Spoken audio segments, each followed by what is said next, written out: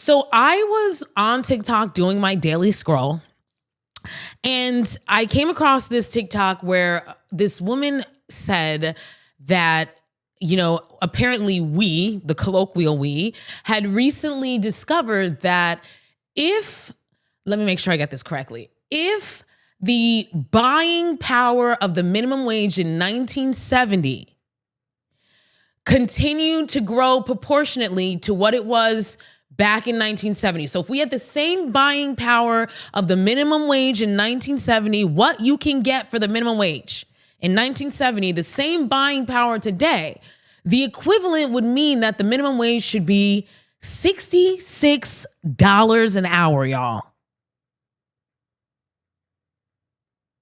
$66 an hour. Now, when I heard this, I was like, okay, one thing about me is I'm a researching hoe, okay? So I was like, let me do a little research and see if this is accurate. Now, I hate to break it to you, but the information that I found did in fact say that 66 was a reach. $66 an hour as minimum wage was a reach. So I was like, well, what should it be? So I went and I looked it up. And while it's not $66 an hour, what it should be, and this is according to Cornell University, okay? Based on productivity, which has steadily increased, quote, if the pre-1968 connection between productivity and minimum wage kept its historical pace, then today's federal floor would be nearly $26 per hour. About 3.5 times the current rate of $7.25 an hour. In case you didn't know, our current minimum wage in this country is $7.25, y'all. $7.25. Okay? Which is 3.5 times less than what it should be if we had kept up with productivity. If the minimum wage had grown at the same rate as productivity. Now, this is a different metric from what the person who said $66 per hour used. They use the buying power of the minimum wage in 1970. They're in the studies that I saw, they were using productivity, okay? However, the range that I got was $26 to about $28. There was different estimations, but give or take $26 to about $28 an hour should be the minimum wage if we kept progressing. Making sure that people were getting paid and getting raises at the same level of productivity as we were doing since the 70s. That means the minimum wage should be $26-ish an hour. And it's $7.25 right now. And I want to put that into perspective for you. It's $7.25 an hour, and some states, 20 to be specific, have the federal minimum wage as their state minimum wage. Because just because the federal minimum wage is a certain amount, it doesn't have to be that in your state. For example, here in California, the minimum wage is $16.50 an hour. That's our minimum wage here. But the federal minimum wage is $7.25 an hour. And there are 20 states in 2025 that have a minimum wage of $7.25. If you're living in some of these states, I'm just going to call out a few. Idaho, Wyoming, Utah. Utah surprised me. I thought Utah had money. I thought that's where the Mormons were. And I thought the Mormons had money.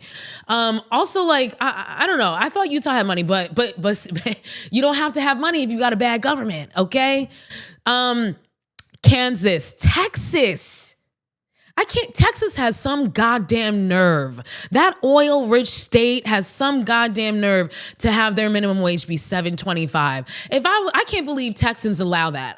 Y'all better get your guns and start shooting some shit. I can't believe that. Louisiana, Oklahoma, Georgia, Alabama, South Carolina, North Carolina, Pennsylvania. How dare you? How dare you? $7.25. The neighboring states of Pennsylvania, New York, New Jersey, my home state, what up? Delaware, Maryland, is between $15 an hour and $15.50 an hour. And Pennsylvania has some nerve being $7.25. Even West Virginia has a higher minimum wage. I mean, wow. North Carolina, South Carolina, even Florida is $13 an hour. Texas, you should be ashamed of yourself. So some of these states in our country, if you're living in some of those states that I mentioned, you're getting paid minimum wage, you're making $7 an hour. When if we had historically continued the trend based on productivity, we should be getting paid 26 plus, give or take, dollars an hour as a minimum wage, y'all. I want you guys to let that sink in. We're getting screwed, is what I'm saying here, folks. I want you guys to let that sink in, okay? The fact that, so again, I don't know what that $66 per hour number came from. If anybody knows, I would love information. Throw it in the chat, throw it in the comments. I couldn't find any information about that. But even if we're just to go with, the information I found, it should still be 3.5 times what it is today. And of course, that begs the question, well, if productivity has been rising, if, profits have been rising, why, and wages have been stagnant, where's all that money going? And I mean, we already know the answer to this, right? It's going into CEOs' pockets. It's going into the billionaires' pockets. It's turning people into billionaires, right? And, there's a discussion out there about whether billionaires are even an ethical thing. Should billionaires even exist? But part of the reason that billionaires exist is because of things like this. It's going into CEOs getting their second or third yacht. Like Jeff Bezos, who has a yacht to follow his yacht. Can you believe that? This fool got a yacht to follow his yacht.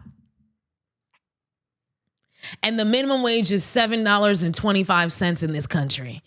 Okay? So obviously, it's going into CEOs' pockets. It's going into bonuses. It's going to the shareholders, right? Those are the people who are benefiting from this, but the workers are getting screwed.